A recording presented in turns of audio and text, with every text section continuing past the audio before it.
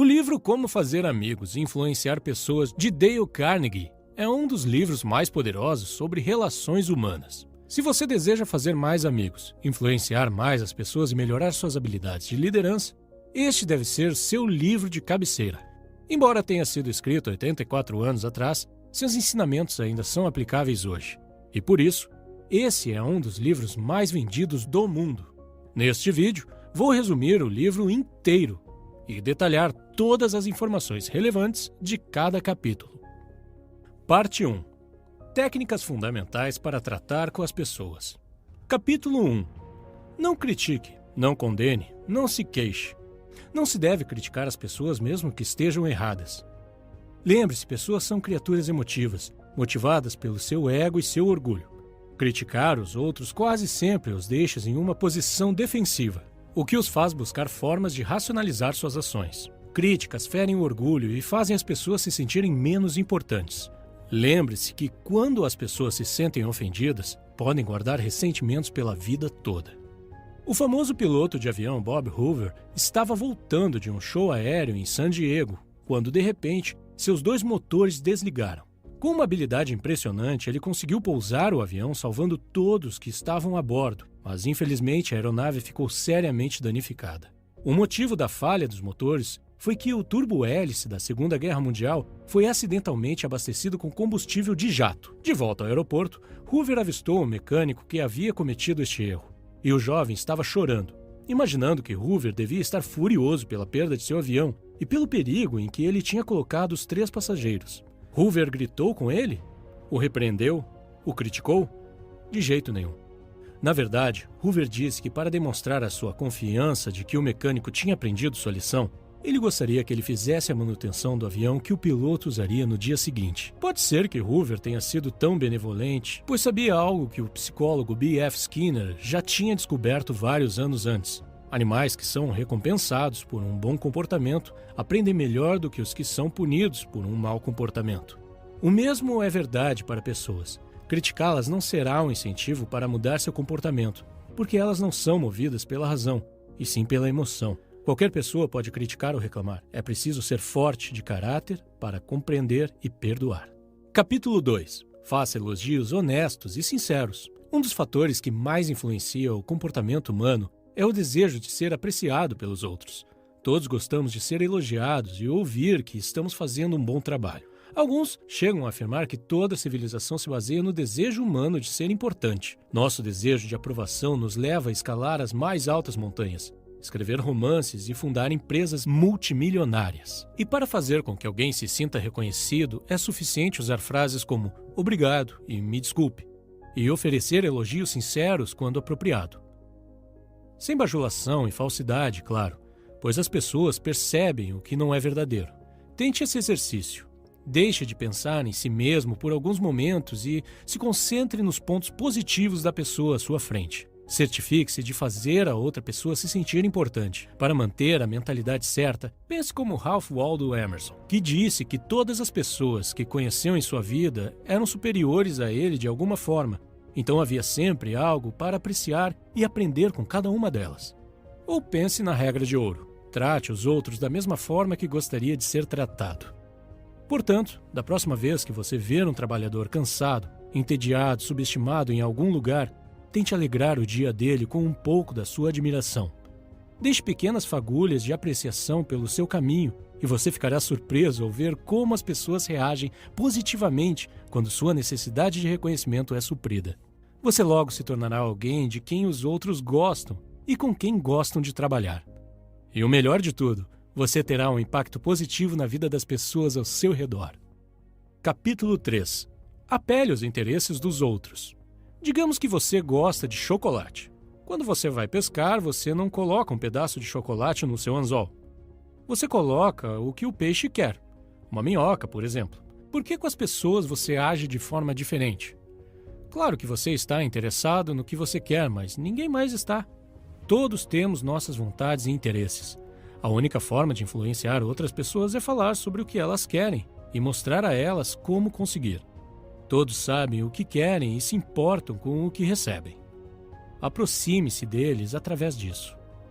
Antes de falar, faça uma pausa e pergunte a si mesmo: O que esta pessoa pode ganhar com o que eu vou dizer? Desafie a si mesmo a não dizer nada sobre o que você deseja. Mostre aos outros que quer ajudá-los. O mundo está cheio de pessoas focadas em si mesmas.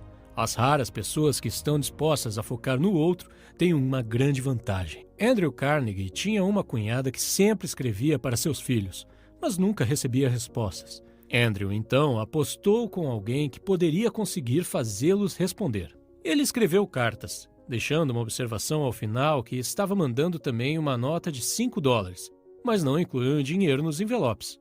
Sem dúvida, dessa forma, ele obteve as respostas. Seus sobrinhos agradeciam a ele por escrever e perguntavam onde estava o dinheiro.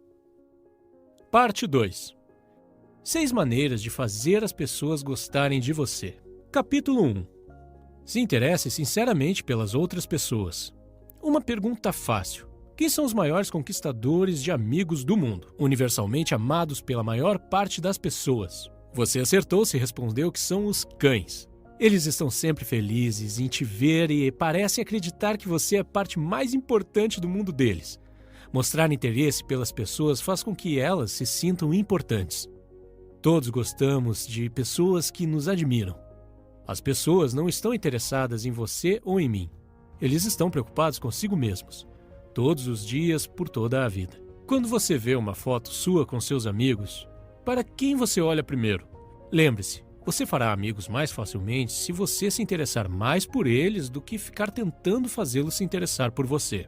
Pergunte às pessoas sobre suas experiências e seus objetivos. Lembre-se dos problemas que elas têm e, quando encontrar uma solução, compartilhe com elas. Não pense em ter contato apenas com o seu círculo social. Mesmo que alguém aparente não fazer parte dele, não perca a oportunidade de mostrar seu apreço e expresse um interesse genuíno neles. Em seus trabalhos, em seu conhecimento, eles se sentirão importantes por poderem passar adiante aquilo que aprenderam com a vida. Capítulo 2. Sorria. Um sorriso diz: eu gosto de você, você me deixa feliz. Ou, estou contente de te ver. É uma mensagem boa. Era uma vez um corretor da Bolsa de Nova York chamado William B. Steinhardt, que decidiu tentar algo novo. William era bastante rabugento e raramente sorria em sua vida pessoal ou profissional. Mas por conselho do autor, se comprometeu a sorrir mais. Tendo uma conversa motivadora consigo mesmo, na manhã em que o experimento começou. Ele começou o dia cumprimentando sua esposa com um sorriso. Então sorriu para o porteiro do prédio, o caixa do metrô, os negociantes da bolsa e também seus colegas do escritório. O resultado? As pessoas começaram a sorrir de volta. Em casa, Steinhardt disse que houve mais alegria nos primeiros 2 meses de experimento do que no ano inteiro antes disso. No trabalho, reclamações e queixas ficaram mais fáceis de lidar, e ele passou a ganhar mais dinheiro. Em resumo, ele ficou mais rico e mais feliz. Como mostra a história, um sorriso pode ajudar muito.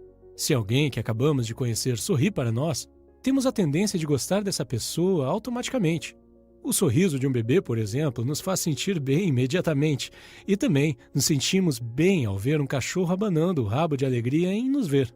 Então, se você quiser que as pessoas te achem mais agradável instantaneamente, sorria. Quando perceberem que você está feliz em vê-las, elas não vão conseguir evitar de ficar felizes em ver você também. Capítulo 3. Lembre-se que o nome de uma pessoa é, para ela, o som mais importante que existe em qualquer idioma. Nosso nome é nossa identidade. Ele nos torna únicos entre todos os outros. Este é um princípio que eu sempre ignorava.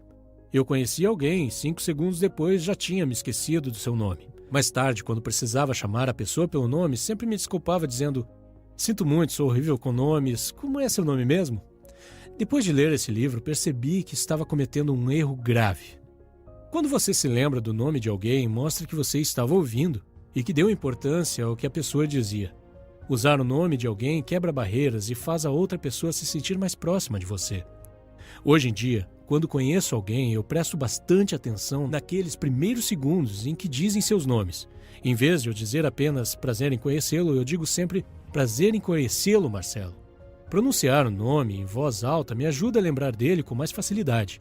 E também faz a outra pessoa se sentir conectada a mim. Então, da próxima vez que você for à academia ou a qualquer outro lugar, em vez de dizer oi, tudo bem com você? Diga oi, Fernanda, tudo bem com você? Você verá a diferença. Chamar alguém pelo nome é um elogio sutil e bem-vindo. Esquecer ou escrever o nome de alguém errado é um erro horrível, que sugere que você não se importa o suficiente para acertar. As pessoas pagam muito dinheiro para que seus nomes sejam lembrados depois que elas se vão. Dão seus nomes a prédios, parques, avenidas, etc.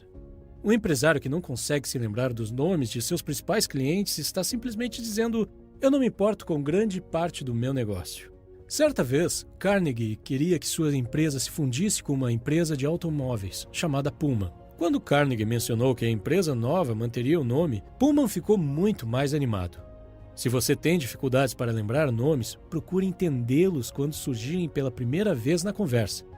Peça que o repitam, até mesmo que o soletrem, se necessário. Então, o repita várias vezes para a pessoa durante a conversa. Finalmente, quando estiver sozinho, tente fazer algum tipo de associação entre o nome e outros fatos e ou palavras. Capítulo 4. Seja um bom ouvinte. Incentive os outros a falar sobre si mesmos. A vida de uma pessoa é a vida que mais importa para ela. A sua dor de cabeça pode significar mais para você do que a fome que mata milhões de pessoas desconhecidas. Permitir que alguém fale sobre si faz com que essa pessoa se sinta importante e lisonjeada. Todos passam por momentos que consideram difíceis e muitos gostam de falar sobre eles. Caso os tenham superado, pergunte a eles sobre o assunto. Melhor ainda, combine seu interesse com a dica sobre oferecer apreciação e elogios sinceros. Diga a eles como as suas histórias são incríveis, como você gostaria de ter a mesma experiência e a mesma sabedoria que eles têm. Ao conversar, a maioria das pessoas fica tão preocupada com o que elas próprias querem dizer em seguida que mal prestam atenção no que a outra pessoa diz. Ouvir verdadeiramente significa fazer um esforço consciente para dar ao outro sua atenção completa. E os benefícios dessa abordagem são enormes. Certa vez o autor participou de um jantar em Nova York, onde conheceu um botânico.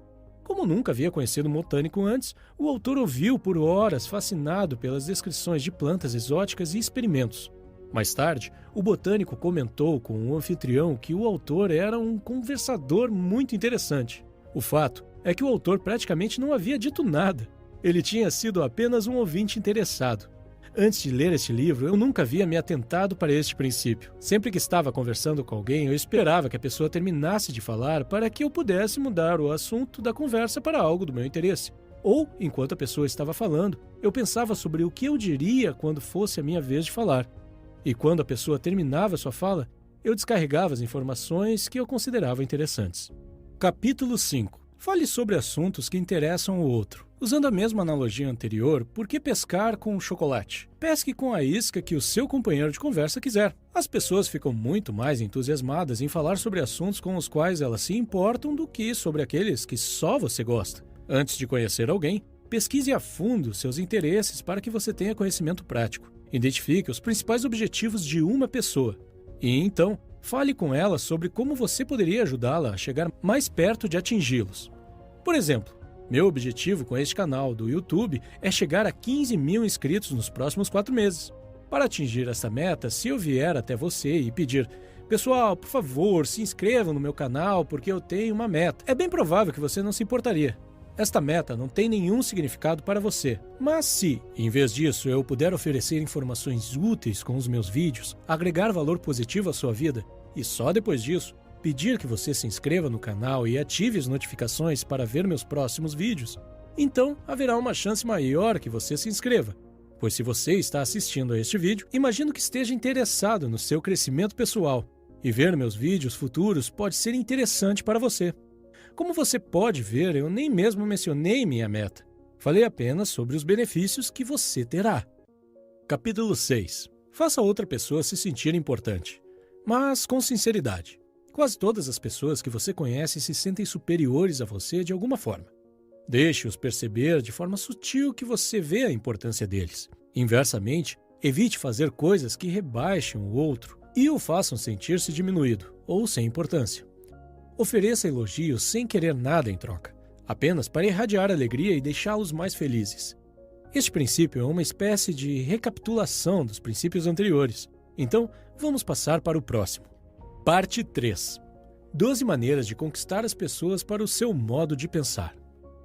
Elogiar é muito útil, mas o que você faz quando alguém discorda de você? Esse é o próximo assunto de como fazer amigos e influenciar pessoas. Em resumo, a ideia é deixar de lado seu instinto de combater fogo com fogo. As pessoas não gostam quando provam que estão erradas. Não gostam de admitir que precisam mudar de ideia. Não importa o quanto você esteja supostamente certo. Corrigi-los fere seu orgulho.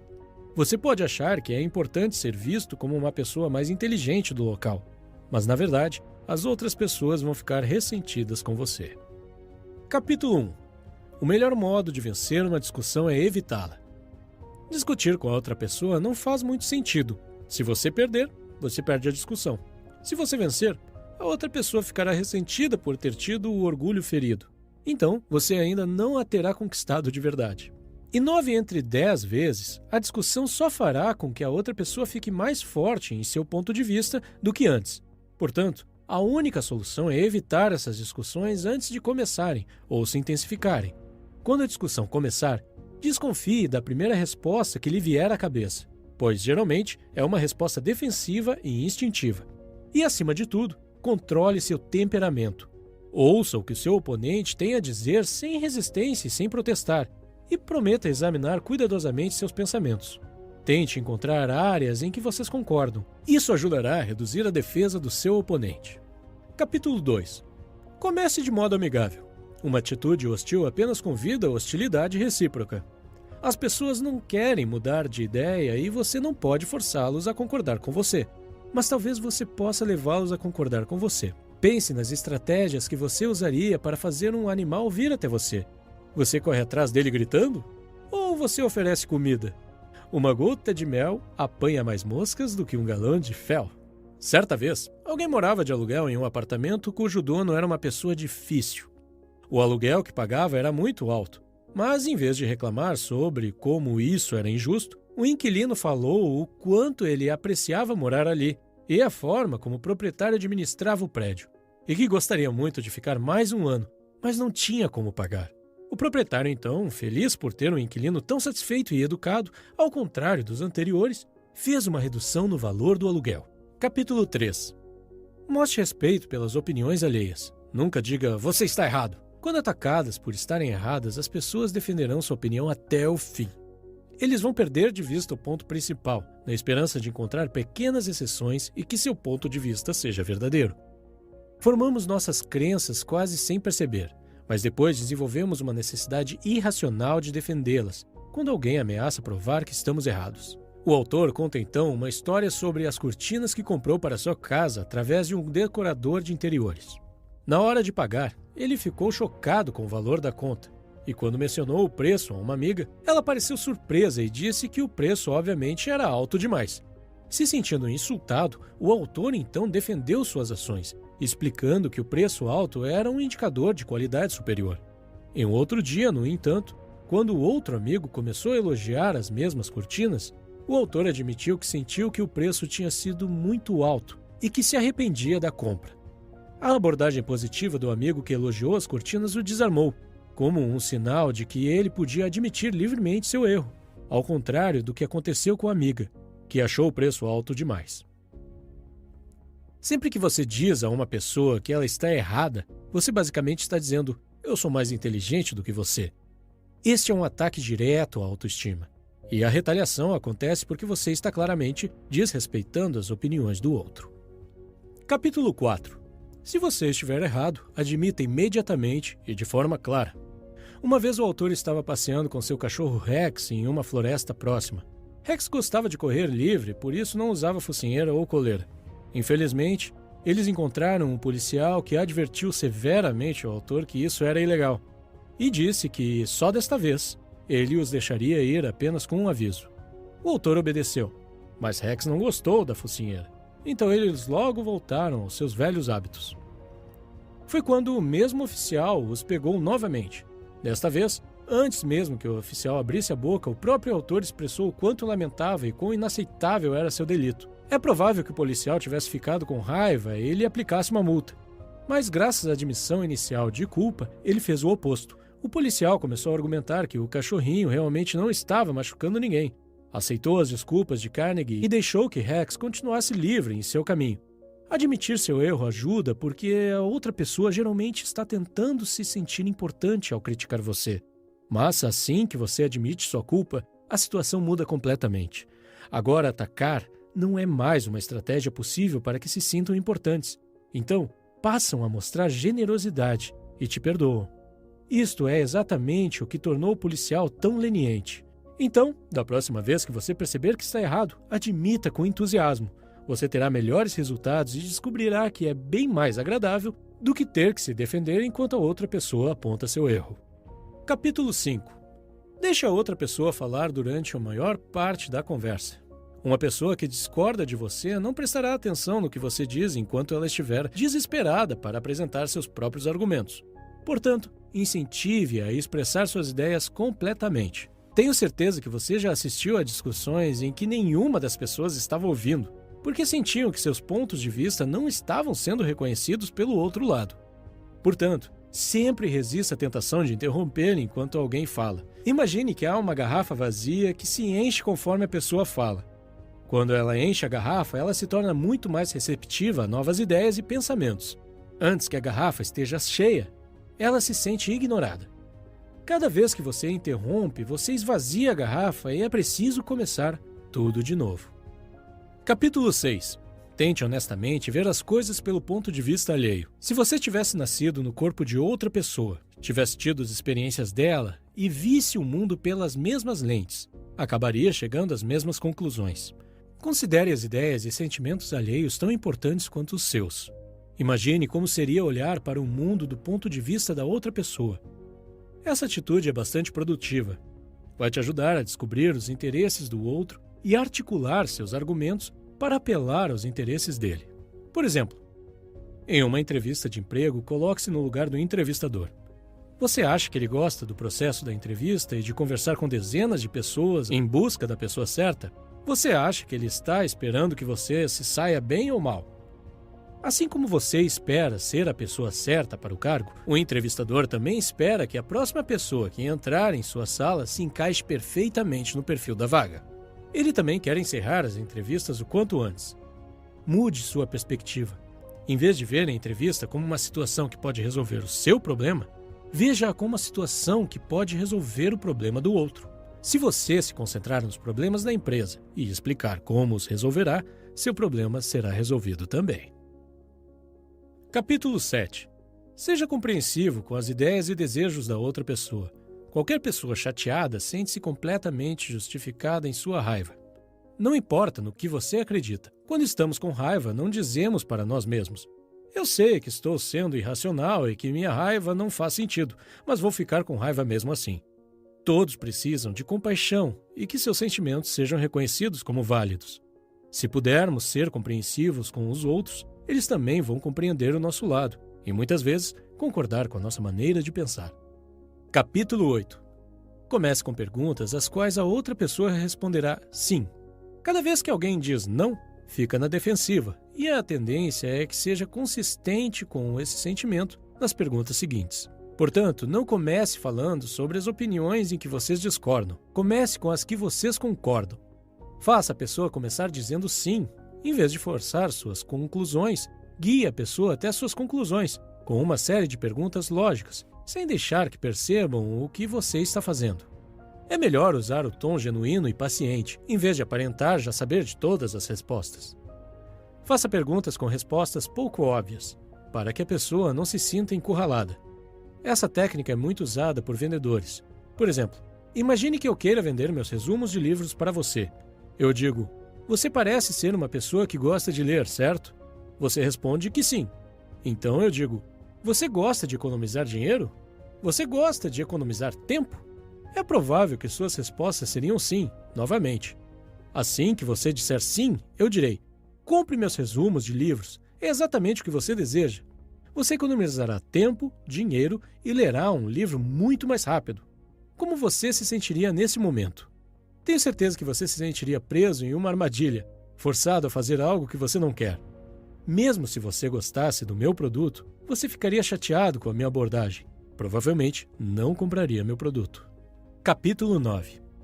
Deixe a outra pessoa pensar que a ideia é dela. As pessoas gostam mais de suas próprias ideias do que das ideias dos outros. Ter suas próprias ideias faz com que elas se sintam inteligentes e importantes, e colocar tais ideias em prática dá a eles a sensação de controle. Por exemplo, certa vez eu estava negociando com um homem bastante difícil que não gostava de se comprometer. Depois de um tempo, percebi que seria muito difícil chegar a um acordo. Então, decidi aplicar essa tática e disse: "Você sabe mais sobre esse assunto do que eu. Você é o especialista, então eu quero ver sua opinião. Como podemos chegar a um acordo?" Ele parou por um momento e então começou a me dar conselhos e opções. Sua abordagem mudou de oponente para mentor. Depois de ouvir todas as suas opções, escolhi uma delas e decidi implementá-la. Como foi ele quem deu a opção, ele ficou muito mais engajado e interessado em implementá-la com sucesso. Capítulo 10. Apele para os motivos mais nobres. Uma pessoa geralmente tem 2 motivos para fazer algo. Um que parece ser o motivo certo e um motivo verdadeiro. Esqueça o verdadeiro. Apele aos princípios morais mais elevados dela. Por exemplo, se alguém estiver quebrando um acordo, diga a ele que a impressão que você teve do caráter dele era de alta integridade. Dê a ele um tempo para pensar e diga que se ele quiser tomar essa atitude mesmo assim, então você vai aceitar e admitir que seu julgamento de caráter estava errado, mas que você ainda acredita que ele é um homem de palavra e não vai quebrar o acordo. De forma geral, nós humanos queremos ser considerados nobres e honestos. Capítulo 11. Dramatize suas ideias. A atenção das pessoas está mais escassa do que nunca. Encontre maneiras de capturá-la sem ser artificial. Simplesmente declarar uma verdade não é suficiente. Torne essa verdade vívida, interessante e dramática. Encontre uma maneira de representar visualmente o que está em jogo. Um vendedor de caixa registradora observou que a fila no caixa da loja estava muito lenta. Então ele disse ao proprietário que ele estava perdendo centavos com cada um dos seus clientes. Ele jogou moedas no chão para ilustrar o que queria dizer. Imagine como esta estratégia seria eficaz se ele continuasse fazendo isso repetidamente para ilustrar o dinheiro perdido a cada cliente. Steve Jobs ficou famoso ao apresentar o iPod com a frase "1000 músicas no seu bolso", em vez de mencionar gigas de armazenamento. Aqui estão algumas táticas para aplicar este princípio. Forneça uma analogia visual. Mostre objetos para ilustrar tamanho, velocidade e custo. Diga o valor da oportunidade em dinheiro. Por exemplo, sua empresa estará perdendo uma Ferrari por dia enquanto não corrigir esse problema. Eu gosto dessa tática e já usei muito no passado. Por exemplo, quando estava terminando meu estágio, tive que fazer uma apresentação final sobre os resultados. No total, éramos cerca de 25 alunos, e a minha apresentação foi uma das mais interessantes. O motivo é que não falei das tarefas entediantes que fazia no Excel. Eu simplesmente comecei dizendo que meu estágio economizou $1.300 para a empresa. Assim que eu disse isso, todos os gerentes da plateia começaram a me ouvir com mais atenção e fizeram muitas perguntas no final. Para ser sincero, fiz as mesmas coisas chatas que os outros estagiários. Diria que fiz ainda menos que eles. A única diferença é que calculei o número de horas que passei trabalhando e depois converti em dólares. Por se tratar de um estágio não remunerado, pude facilmente dizer que economizei dinheiro para a empresa, pois se algum outro colaborador tivesse feito o mesmo trabalho, a empresa teria que pagá-lo. Capítulo 12. Lance o desafio. Quando a motivação não funcionar, organize uma competição. Competições fazem as pessoas se engajarem porque elas não querem ficar em segundo lugar. O desejo por excelência é um motivador fundamental do comportamento. Por exemplo, se uma pessoa não tiver certeza se quer fazer um projeto do qual você deseja que ela participe, questione sutilmente sua força. Eu não te culpo por estar com medo, é um trabalho difícil. É preciso ser uma pessoa muito habilidosa para dar conta do trabalho. Parte 4. A parte final deste livro fala sobre como modificar as pessoas sem as ofender ou provocar ressentimentos. Capítulo 1. Comece com um elogio e uma apreciação sincera. É sempre mais fácil ouvir coisas desagradáveis depois de ouvir elogios sobre nossos pontos positivos. Sem elogios, a situação fica pesada demais. Ao elogiar, evite ser formal. É uma situação normal no mundo corporativo. Ouvir alguns elogios formais, em seguida uma grande crítica e no final, pequenos elogios novamente. Isso é conhecido como sanduíche de merda. Em vez disso, Sempre ofereça elogios sinceros e pontuais sobre itens específicos, em vez de generalizar. É ainda mais eficaz quando a pessoa sabe que você não está feliz com o trabalho e veio até você para reclamar. Nessa situação, se você puder oferecer apreciação sincera, será uma grande surpresa e tornará a pessoa mais receptiva ao seu feedback. Capítulo 2. Chame a atenção para os erros alheios apenas de forma indireta. Evite ataques diretos. As pessoas normalmente sabem o que fizeram de errado. Chamar a atenção explicitamente cria resistência. Aqui estão 2 táticas que você pode usar. Em primeiro lugar, depois do seu elogio sincero, não diga mas, e sim e. Talvez você já tenha ouvido antes que tudo o que vem depois de mas não conta. Aqui estão 2 exemplos para você comparar. Você fez um excelente trabalho e se esforçou bastante, mas poderia ter evitado esses erros descuidados. Versus, você fez um excelente trabalho e se esforçou bastante, e se você fizer uma lista, vai melhorar sua taxa de precisão. Essa última abordagem evita o sentimento negativo de fracasso. Segunda tática. Se uma tarefa estiver deixando de ser feita, faça você mesmo e mostre o trabalho para a pessoa. Por exemplo, John Wanamaker viu um cliente sendo ignorado no balcão de vendas enquanto os vendedores conversavam no canto. Ele mesmo atendeu a mulher e, em seguida, entregou a compra para que os vendedores embalassem. Capítulo 3. Fale de seus próprios erros antes de criticar os das outras pessoas. Admitir seus próprios erros mostra que você reconhece que a tarefa é difícil e que os erros da pessoa são compreensíveis. Carnegie diz que se você deseja trazer as pessoas para a sua forma de pensar, sempre fale sobre seus próprios erros antes de criticar a outra pessoa. Nunca diga você está fazendo isso do jeito errado ou você não deveria fazer isso. Essa abordagem apenas deixaria a pessoa na defensiva e ela tentaria provar que estava certa com todas as explicações possíveis. Primeiro, fale sobre seus próprios erros. Diga a eles como você se sentiu quando estava no lugar deles e como você estava errado. Por exemplo, eu costumava contratar alunos para o programa de estágio de uma empresa onde trabalhei há vários anos. Durante o processo de entrevista, pude perceber que muitos alunos não conseguiam se expressar de verdade por causa do estresse e do nervosismo. Tenho certeza de que você está familiarizado com esse sentimento. Assim que você entra na sala de entrevista, seu QI cai para 20. E você não consegue nem responder a pergunta simples. Isso também dificultava o meu trabalho, pois era difícil identificar se o aluno não sabia a resposta ou se apenas não conseguia responder por causa do estresse. A situação ficava ainda mais difícil se o aluno fosse introvertido e tímido. Por isso, eu sempre tentava deixá-los relaxados, dizendo que era apenas uma conversa amigável, que eles não precisavam se estressar. Mas nunca dava certo. Um dia decidi iniciar o processo de entrevista com a minha própria história, embaraçosa de entrevista que fiz quando eu estava me candidatando para a mesma vaga que eles tentavam naquele momento. Eu disse a eles que não conseguia responder à entrevistadora quando ela me perguntou se eu poderia citar uma plataforma de mídia social que fosse famosa. Na época, o Facebook era a maior plataforma de mídia social e eu usava todos os dias, porém não consegui responder a uma pergunta tão simples.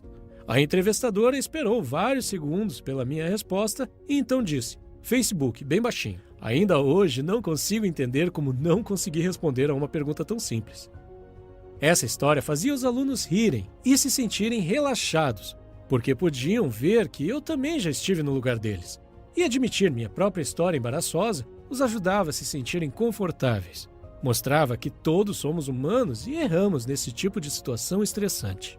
Capítulo 4. Faça perguntas em vez de dar ordens. Fazer perguntas traz muitos benefícios. Primeiro, permite que o outro chegue às próprias conclusões de forma independente. As pessoas gostam mais de suas próprias ideias. Em segundo lugar, dá controle à pessoa e a faz se sentir importante. Em vez de seguir as ordens de outra pessoa, está agora seguindo as suas próprias. Terceiro, estimula a criatividade, ideias novas e melhores podem surgir.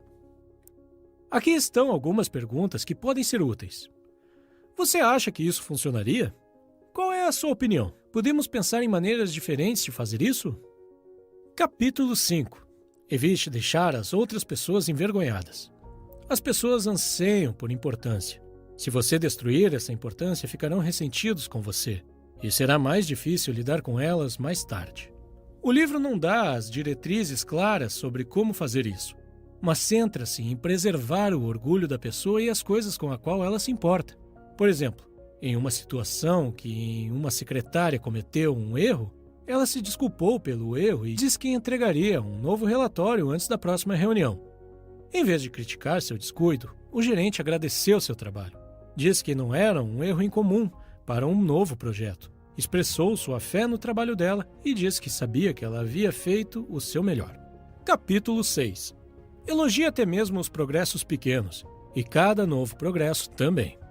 Elogiar cada avanço inspira outra pessoa a continuar melhorando. Mais uma vez, tenha em mente que as pessoas desejam ser importantes, e elogiá-las as deixa querendo mais. Eu acredito no poder dessa tática porque eu a vi funcionar em minha própria experiência.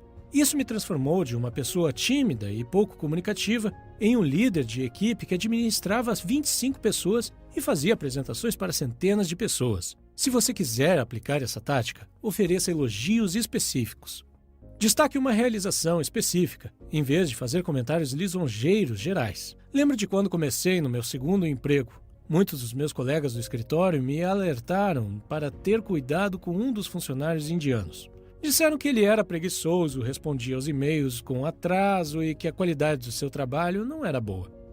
Vários de meus colegas até reclamaram com o gerente dele, mas isso não adiantou. Assim que comecei a trabalhar com ele, pude ver que meus colegas estavam certos, mas em vez de me concentrar em seus erros, decidi aplicar o princípio de Carnegie e me concentrar em pequenas coisas positivas e elogiá-lo por elas. Sempre que via um pequeno trabalho bem feito da parte dele, mesmo que pequeno, o elogiava por esse trabalho específico e, às vezes, adicionava no e-mail de seu gerente para que ele recebesse uma cópia. O número de trabalhos bem feitos começou a aumentar e, depois de 7 semanas, ele era uma pessoa completamente diferente. Ele se tornou proativo e amigável em suas comunicações, e não só comigo. Ele mudou com os outros também. Ele até me adicionou como amigo no Facebook, o que não tinha feito com nenhum dos meus colegas antes. Capítulo 7. Atribua a outra pessoa uma boa reputação. Se você quiser melhorar algo em uma pessoa, haja como se esse traço já fosse uma de suas características marcantes. Por exemplo, digamos que enquanto você conversa com seus amigos, um deles diz que te considera alguém que sabe guardar segredos e em quem se pode confiar em qualquer situação. O resto de seus amigos também concorda com essa opinião. Depois de ouvir isso, mesmo que você não seja uma pessoa boa em guardar segredos, você começará a agir como tal. Você terá muito mais cuidado para não perder esse status e falará com muito mais cuidado para não acabar revelando o segredo de alguém e perder seu valioso título. Capítulo 8. Faça o erro parecer fácil de corrigir. Se você disser a alguém que lhe falta talento e que ele nunca será bom em alguma coisa, você eliminou o interesse e a esperança que ele poderia ter de melhorar. Em vez disso, diga a ele que ele tem o talento e os fundamentos certos, mas precisa apenas praticar para melhorar. Torne as etapas fáceis de executar. Exemplo, um instrutor de dança pode dizer para um dançarino que precisa melhorar. Você tem um senso natural de ritmo. Capítulo 9. Torne as pessoas satisfeitas em fazer o que você quer. Este princípio é semelhante a um dos princípios anteriores, que tratava de manter o interesse da outra pessoa em mente. Pessoalmente, penso que falar apenas sobre os interesses das outras pessoas pode levantar suspeitas. Por exemplo, se alguém com quem você está conversando quer falar apenas sobre você, sem mencionar seus próprios interesses, você pode suspeitar que nem tudo está sendo revelado. Uma maneira de evitar parecer falso é deixar claro seus motivos desde o início. Em seguida, falar sobre os benefícios que vocês dois teriam.